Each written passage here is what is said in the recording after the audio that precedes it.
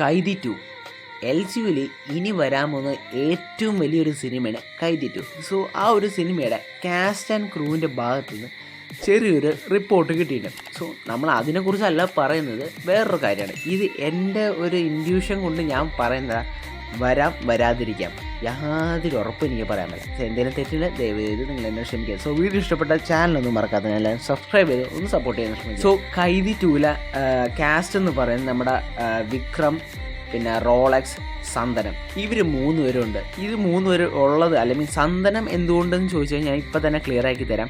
കൈദി നടന്ന്, അതായത് കൈദി എന്ന് പറഞ്ഞ സിനിമ സംഭവിച്ച് 25 ദിവസത്തിന് ശേഷമാണ് കൈദി 2 നടക്കുന്നത്.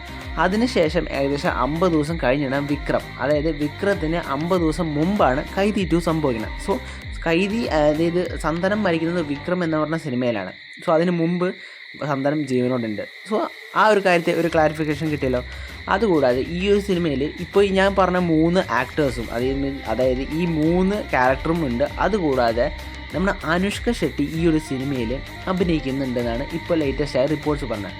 സോ പുള്ളിക്കാരത്തി ഇതിനകത്ത് അഭിനയിക്കുക അല്ലെങ്കിൽ പുള്ളിയുടെ റോൾ എന്തായിരിക്കുമെന്ന് എനിക്കൊരു ചെറിയ ഡൗട്ട്. അതായത് കൈദി എന്ന് പറഞ്ഞ സിനിമയിൽ നമ്മുടെ കാർത്തിയുടെ വൈഫിനെ കുറിച്ച് പറയുന്നുണ്ട്, കാണിച്ചിട്ടില്ല. അതിനകത്ത് ആ സിനിമയിൽ ഇതുവരെ കാണിച്ചില്ല. മിക്കവാറും കാർത്തി വേറായിട്ടായിരിക്കും ഇതിനകത്ത് അഭിനയിക്കുന്നത്. ഇത് എൻ്റെ മാത്രം ഒരു ചിന്തയാണ്. നിങ്ങളൊന്ന് അഭിപ്രായം താഴെ കമൻറ്റ് ചെയ്യും.